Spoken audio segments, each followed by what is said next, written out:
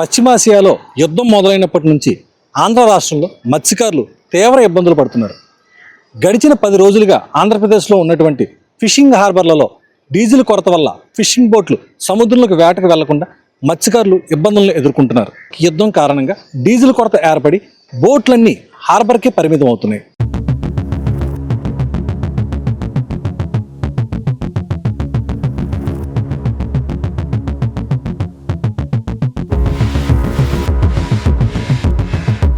చేపల దిగుబడుల్లో కీలక పాత్ర పోషిస్తున్న విశాఖలోని ఫిషింగ్ హార్బర్లో వేట నిలిచిపోయే పరిస్థితి ఏర్పడింది. మిడిల్ ఈస్ట్ సంక్షోభం ట్యూనా చేపల ఎగుమతులపై తీవ్ర ప్రభావం చూపించింది.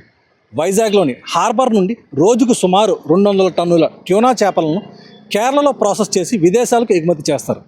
అయితే పశ్చిమాసియా దేశాలకు రవాణా అంతరాయం కలగడంతో ఎగుమతులు భారీగా పడిపోయాయి.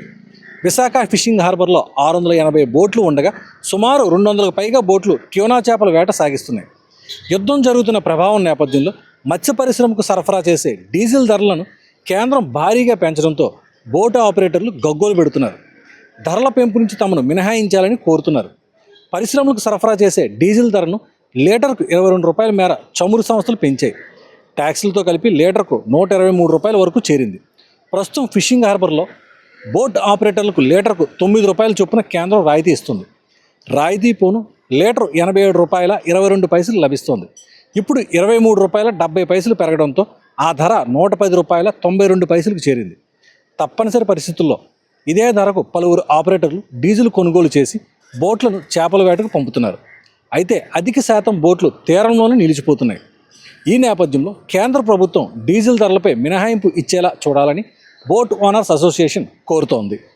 అమెరికా, ఇజ్రాయెల్, ఇరాన్ యుద్ధం జరుగుతోందో యుద్ధం మొదలైన దగ్గర నుంచి కూడా మత్స్య పరిశ్రమ తీవ్ర ఒడిదుడుకులకి లోనటువంటి పరిస్థితి ఉంది.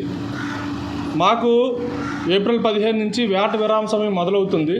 కాబట్టి ఈ నెల రోజులు సముద్రంలోకి ఫిషింగ్ బోట్లను పంపించడం అనేది చాలా ఇంపార్టెంట్.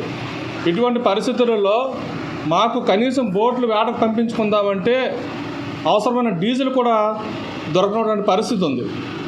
మరి ప్రభుత్వం ఒక వారం రోజులుగా ఇదిగో వస్తుంది అదిగో వస్తుంది అని చెప్పడమే కానీ మరి ఇక్కడ విశాఖపట్నం ఫిషింగ్ హార్బర్లోని సప్లయర్స్గా ఉన్నటువంటి ఇండియన్ ఆయిల్ కార్పొరేషన్ కావచ్చు, హెచ్పిసిఎల్ కావచ్చు, ఇంతవరకు కూడా 1 లీటర్ డీజిల్ని ఫిషింగ్ బోట్లకి సప్లై చేయలేదు. మరి ప్రభుత్వ సాధికార సంస్థగా ఉన్నటువంటి ఈ ఫిషరీస్ కోఆపరేటివ్ సొసైటీ ఆఫ్కాఫ్ నుంచి కూడా ఏ విధమైన సహకారం ఇప్పటివరకు అందనటువంటి పరిస్థితి. మాకు మత్స్యకారులకు ఇచ్చినటువంటి మత్స్యకార భరోసా కార్డులు కూడా ఈ కూటమి ప్రభుత్వం అధికారంలోకి వచ్చిన తర్వాత దఫాలుగా పనిచేయడం మానేయటం, 2 నెలల పాటు పనిచేయడం మానేయటం వల్ల దాదాపుగా 54,000 రూపాయలు ఒక్కొక్క బోట్ యజమాని కూడా నష్టపోతున్నటువంటి పరిస్థితి. కనీసం ఈ సబ్సిడీ ఇస్తే కానీ ఎన్నో పోరాటాలు చేస్తే కానీ సబ్సిడీ రాలేదు. ఈ సబ్సిడీని గత ప్రభుత్వ హయాంలోనే 6 రూపాయలు 9 రూపాయలు పెంచడం జరిగింది. ఈ పెంచిన సబ్సిడీ ఈ ప్రభుత్వం వచ్చిన తర్వాత మరి ఏదో ఒక ఫైనాన్షియల్ ఇష్యూస్ అని చెప్పి సరైన సమయానికి ఇవ్వడం లేదు. దానివల్ల చాలా నష్టపోతున్నాం. ఒకవైపు చూస్తే పొల్యూషన్ వల్ల మత్స్య సంపద కూడా తగ్గిపోయింది.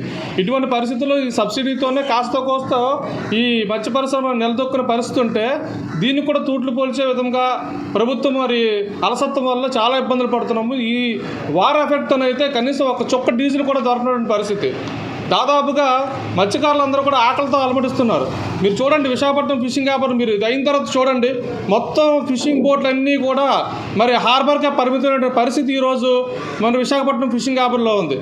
మరి మొన్న కలెక్టర్ గారిని కలిసిన తర్వాత కలెక్టర్ గారు మరి పరిశీలి చేస్తే ఈ ఆఫ్కాఫ్ వాళ్ళు చెప్పేది, జేడీ ఫిషరీస్ చెప్పేది ఏంటంటే వచ్చేస్తుంది ఆ డీజిల్ వచ్చేస్తుంది అని చెప్పి రోజుకి 1,00,000 లీటర్ల డీజిల్ విశాఖపట్నం ఫిషింగ్ హార్బర్కి అవసరం ఉంటే కానీ 40,000 లీటర్లు ఇస్తా ఉన్నారు.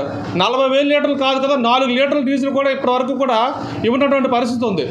ఇటువంటి దారుణమైన పరిస్థితిని మేము ఎదుర్కొంటున్నాము. దయచేసి మరి రాష్ట్రాన్ని పరిపాలిస్తున్నటువంటి ప్రభుత్వంలో ఉన్నటువంటి పెద్దలు మరి ఇంత అలసత్వంగా ఎందుకుంటున్నారని అర్థం కావటం లేదు. ఇదిలా ఉంటే మరో నెల రోజుల్లో చేపల వేట నిషేధ సమయం కూడా దగ్గర పడుతోంది. ఈ నేపథ్యంలో సబ్సిడీ డీజిల్ సకాలంలో అందకపోతే మత్స్యకారుల అర్ధాకలి చావులు తప్పవని పేర్కొంటున్నారు. ఇప్పటికైనా ప్రభుత్వం స్పందించి డీజిల్ సరఫరా చేయాలని కోరుతున్నారు.